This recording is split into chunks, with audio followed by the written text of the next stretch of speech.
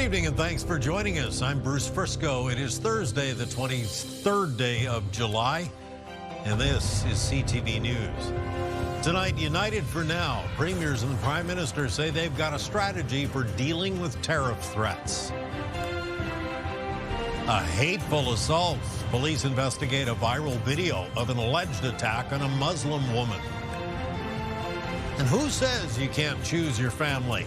An adoption that was 60 years in the making.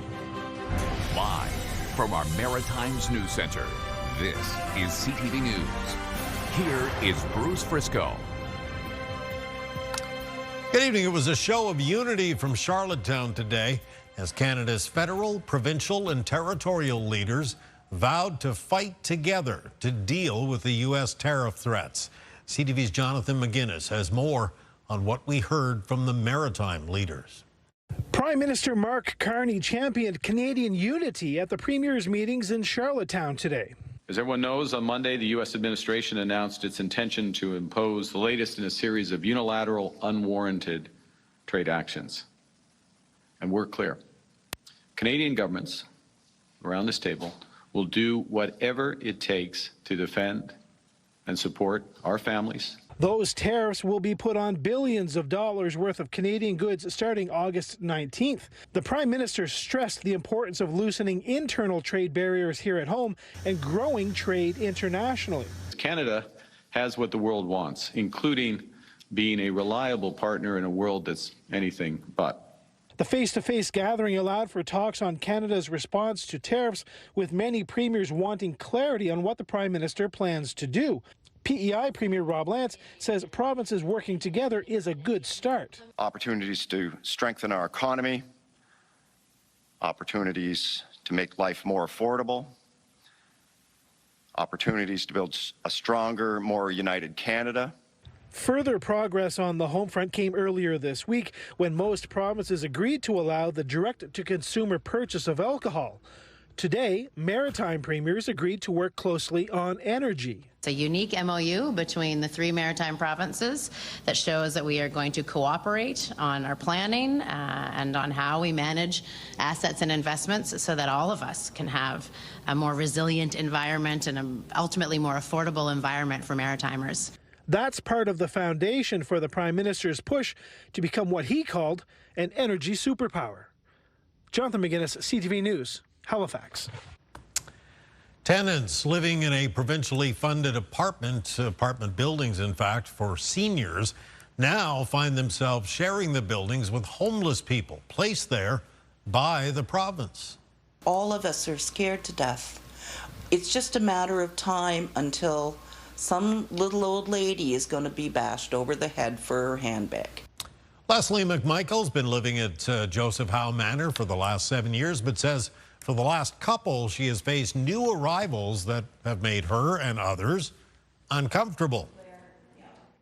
Drug addicts all of a sudden here as tenants, and they've been bringing in people from the encampments, young people, 16, 17, 18-year-olds, coming in, staying in the apartments with them. Drug dealers as well, some prostitutes. With regard to things like drug dealing, the robberies, the assaults, people breaking into others' apartments. I have a meeting coming up with the community response officer for HRP for this area to see what they have been hearing. In an email, the province told CTV News they do document tenant complaints. There is security on site, and they are committed to maintaining a safe environment. You have probably seen the video in one of your Maritime timelines. It allegedly shows a woman being assaulted in a parking lot in Moncton last weekend. One Muslim group is calling it a hate crime, and police are investigating. CTV's Derek Haggett has the story. You can't hear what's being said or shouted, but what you can see is hard to watch. One woman repeatedly hits another woman in front of a crowd in a Moncton parking lot Saturday evening. A man is seen yelling at the woman being assaulted. According to national and local Muslim groups, the woman is Muslim and was attending a car parade with her husband, father, and 7-year-old son. The woman is really traumatized, and her son as well. So they are still like didn't expect this to happen. Especially they were going to have some fun time with the family. Police say they're investigating the incident as a possible hate crime and have identified the people believed to have been involved. Telling them to get out of the country. Essentially, I mean, for us, if there is a hate angle and there's a Muslim identity involved, for us, that's it. I mean, that's Islamophobia. So we want this to be taken seriously, and not just for Muslim, as I said, but for any human being. Premier Susan Holt released a statement today saying there is no place for Islamophobia or hate of any kind in New Brunswick. She wished the woman a speedy recovery and says her heart goes out to her. One federal politician says she's seen the video and is outraged and disappointed. It's the minority of people. This is not the majority of people within our community. Most Canadians, most New Brunswickers embrace our new Canadians in this area, and we want to ensure that we denounce this type of behavior. Last month, Moncton's mosque was vandalized with hateful messages. And recently, a man in Nova Scotia was charged after an alleged hate-motivated incident involving a Muslim woman in a store. It's not just Atlantic Canada, but unfortunately is part of it, but it is a countrywide problem, and we need a national strategy, a renewed national anti-Islamophobia strategy to face up to this problem. The police say the investigation is ongoing and are asking witnesses to come forward. Derek Haggett, CTV News, Moncton. Police in St. John looking for help for finding a couple of suspects who rolled away an ATV machine early this morning, an ATM machine, I should say. Pair broke into a business on Princess Street just after 4:30 a.m. and left with the cash machine. It was later found behind a building on Charlotte Street. Both suspects were well covered here, but believed to be white men. One had a mustache. Anyone with information is being asked to contact St. John Police. RCMP are rolling out a new look for their police cruisers. The force says this is the first visual upgrade in more than 30 years. It improves visibility and provides a modern, distinctive appearance. The force says there will be some variations with local additions being added. The rollout, though, will be gradual. Current cruisers will stay on the street until they're up for replacement. Get the Maritime's top stories, breaking news alerts, and watch live. Download the CTV News app. More criticism for the Houston government tonight after being targeted last week for word that MLAs were the highest paid in Canada. Opposition parties say nearly 24 were given $16,000 raises for being named ministerial assistants. Here's CTV's Jesse Thomas. Nova Scotia Premier Tim Houston was absent from today's cabinet meeting, attending the First Minister's meeting in Charlottetown with other provincial leaders, but also absent were 7 cabinet ministers, and there were no acting ministers to take questions from the media in their place. 21 PC MLAs were given $16,000 raises to act as ministerial assistants. Opposition leaders are questioning why these junior ministers aren't filling in to take questions when ministers are absent. They absolutely should be here. You see it in Ottawa for those that are parliamentary secretaries. They fill in question period, and so we need to see some accountability. They're very involved, and I think it's been, from our point of view, it's been a very effective program, plan, and we're pleased with it. They know what's going on in the specific department they're involved in. They have a voice in the discussions. If that's the case, opposition argue they should have a voice at cabinet meetings and address reporters when ministers aren't there. It's an expectation for the public to see some return on investment on the money that's being paid as a salary, and I think it's just a way to pay their own people more. Last year, Nova Scotia MLAs saw their base salary increase from $90,000 to $115,000. That includes an additional $63,000 for ministers with a portfolio. Jesse Thomas, CTV News, Halifax.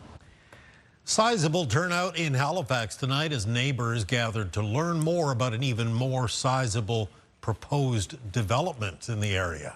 The Seton Ridge development could include as many as 3,500 housing units, translating into nearly 8,000 more people. The nearest traffic arteries would be Lacewood Drive and the Bedford Highway, both busy roads already. Tonight's gathering had no formal presentation. This is a public engagement open house for a development application we received by Southwest and Shanix, the property owners, for the Seton Ridge development. They have an approved development agreement from 2018, which they're actively constructing on, and they've requested an amendment to that development agreement to increase the density of the site. City planners say they are accepting feedback on the proposal until the end of the month. Well, we all know e-scooters have become more popular in recent years, especially in some cities. Operators say they are easy, affordable transportation. Critics argue they junk up the streets. Now, the city of Moncton is looking at some new regulations requiring helmets and slower speeds in some areas. And there is also a clutter factor being considered. We see these things on the sidewalk all the time. They're taking space. They're parked all over the place. We did get some riders that obviously don't follow the rules. If we're getting consistent complaints about a certain rider, we ban them. Moncton Council has set August 17th for the second and third reading of its proposed bylaw. All right, still to come tonight, Kaylin's full forecast, and we'll take a look at a new survey suggesting that a lot of Maritimers feel AI is more of a threat than an opportunity when it comes to their jobs. Coming up next, though, back to its place in the sun. And the tower itself will look almost identical, except renewed. After years of renovations and restoration, a celebrated Maritime tower is set to keep watch again. That's next. Stay with us.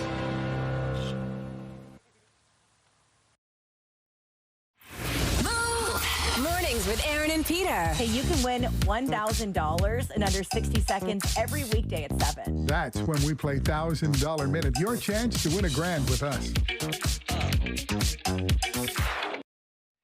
You know, for more than 2 centuries now, the Carlton Martello Tower has kind of kept watch over the St. John Harbor. For the past couple of years, though, the whole structure has been under wraps for renovations. But as CTV's Avery McRae tells us tonight, the work is complete now, almost complete, and the tower is once again ready for its place in the sun. Benjamin Elbaz and his son Justin live across the street from the Carlton Martello Tower on St. John's West Side.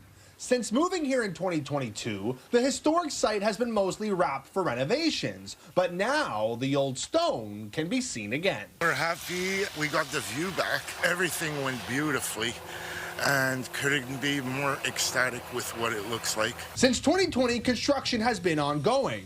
Crews started first with the outer walls. During the past 3 years, the tower has had its interior restored. That includes a fully reconstructed command post and restored heritage elements that hadn't been touched since the tower was finished in 1815. The heritage elements like the steel windows and doors, the original ones will be put right back on the command post at the top. And the tower itself will look almost identical, except renewed. We're lucky in a city where we've lost so much heritage. We're really fortunate to have this building. Historian Greg Marquis says the British-built tower never fired a shot, but served a number of military purposes until 1944. They were basically about coastal defense. It's the idea of having a fortified artillery platform. So a small number of men, artillerymen, could watch a coastal area and have a gun battery that could fend off an attack from enemy shipping. Scaffolding will slowly be removed in the weeks ahead. The Carlton Martello Tower is the only of its type still standing in New Brunswick. The project's price tag currently sits at $27.5 million. The plan is for visitors to be able to explore the inside of the tower again by next summer, something they haven't been able to do since 2015. Avery McRae, CTV News, St. John. Thank you, Avery. Time for a quick little break here, but when we return, it's your complete maritime weather forecast. Getting busy in downtown Halifax tonight as the weekend approaches. Kaylin Mitchell's back with your full forecast next.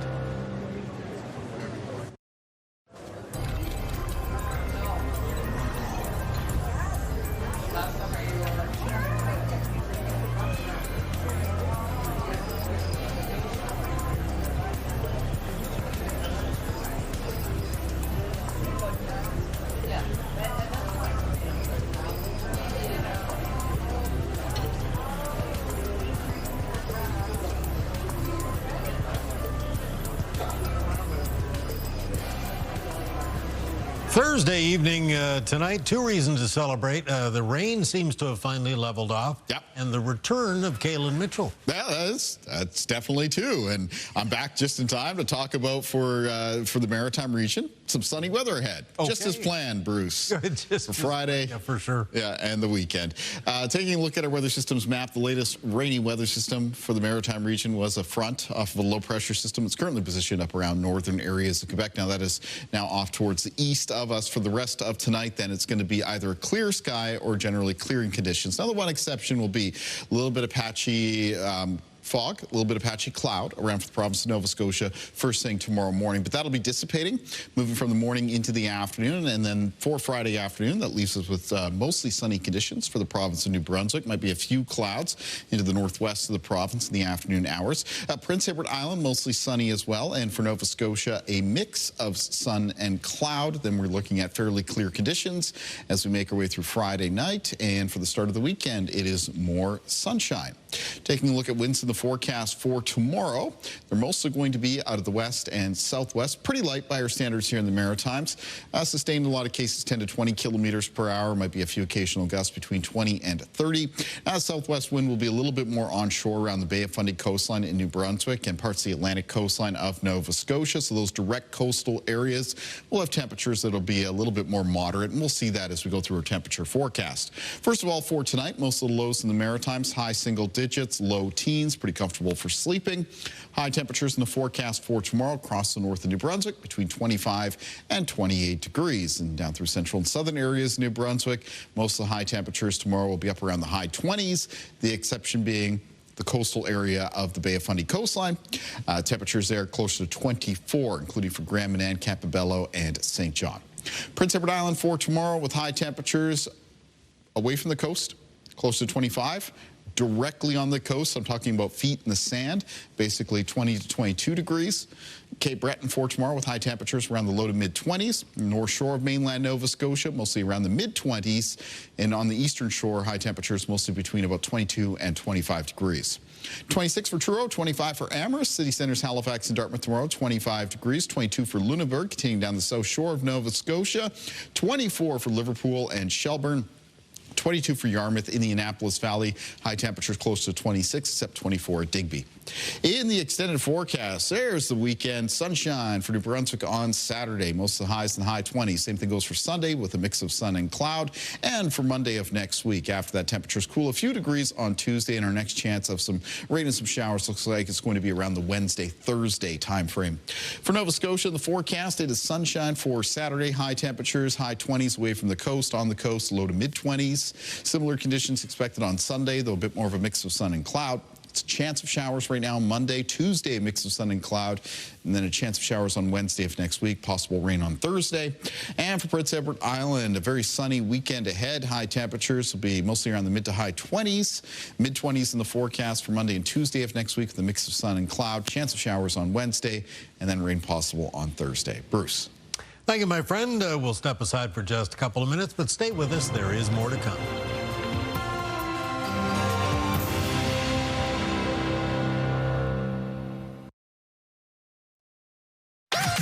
The #1 morning show in Halifax. Turk, Megan, and Amateur Alex. And home to the biggest artists.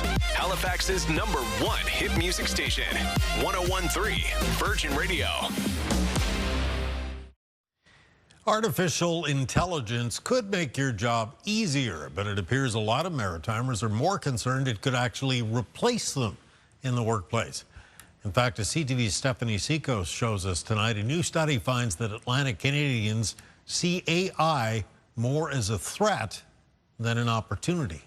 Artificial intelligence is more prevalent both on the job hunt and in the workplace. I think AI is something that everyone's sort of curious about, worried about, seeing it happen in the industries. According to a new survey by TD, most Canadians believe AI in the workplace is inevitable, though it ranges slightly when broken down by age. 89% of boomers think AI adoption is only a matter of time, while 81% of Gen X and 79% of millennials think so. Meanwhile, just 65% of Gen Z hold that belief. younger generations have used so many different tools over so many years, they don't feel loyal to these tools. When looking at whether AI is more of a threat or an opportunity for future jobs, most surveyed lean toward threat.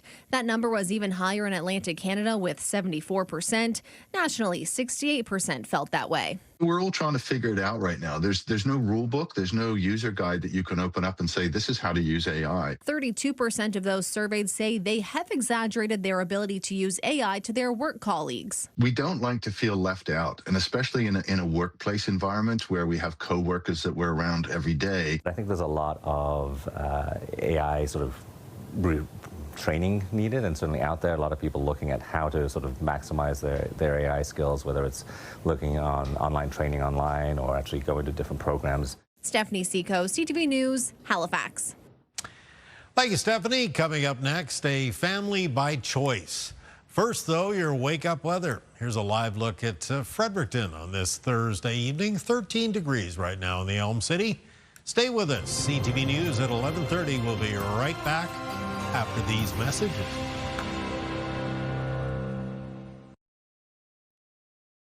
It is another Friday in July, and the best way to kick those off, I have found from experience, is by checking with Kaylin Mitchell for the wake-up weather. And I'm happy to be here for that check-in. And Friday morning should be a nice, easy start to the day as far as weather conditions go across the Maritimes. Might be a little bit of cloud cover, a little bit of fog around the province of Nova Scotia, but the fog will be dissipating, and then a lot of sunshine in the afternoon, generally across the region. Bit more of a mix of sun and cloud for Nova Scotia, but then mostly sunny for a good portion of Prince Edward Island and in New Brunswick. A lot of high temperatures tomorrow will be around the mid to high 20s, though a little bit more moderate on parts of the coast. Bruce. All right, thank you, Kaylin. Welcome back again. You're going to love this story. A bond more than 6 decades in the making has become official for a family in Truro. CTV's Hafsa Arif tells us about a long-awaited adoption. For 85-year-old Betty Vedito and 74-year-old Norman Adshead, every conversation carries the quiet joy of knowing that after more than 60 years, they're finally officially family. I always felt like he was my child, and I would have loved to have made it legal way back then, but I just wasn't in a position to do that. Norman first wandered into Betty's life as a little boy. His childhood was anything but easy, moving from place to place, separated from his siblings, and spending time in foster care. Through it all, there was one place that always felt like home. Whatever was happening in my life, I could go to her. Although life pulled them in different directions, over the years they eventually found each other again. We just talked about what he was doing and what I was doing, and said that he was coming to Nova Scotia. Betty, I said, I'd love if you would let me call you Mom. And she said, yeah. At 74 years old, Norman walked into court, not to be told where he belonged, but to hear someone choose him. It gives me a feeling of actually being loved. I'm just so happy. I feel like my whole family's together. But the celebration didn't stop with the adoption. Betty's daughter Lorraine has been helping reconnect with her Indigenous Mohawk roots, and that journey led to another gift for Norman. He was given the name Ogwahu, meaning wolf, a tribute to the man who spent his life finding, protecting, and keeping his family together. Here I am, 74 years of age, and got myself adopted and got myself a new native name. Hafsa Arif, CTV News, Truro. Amazing story.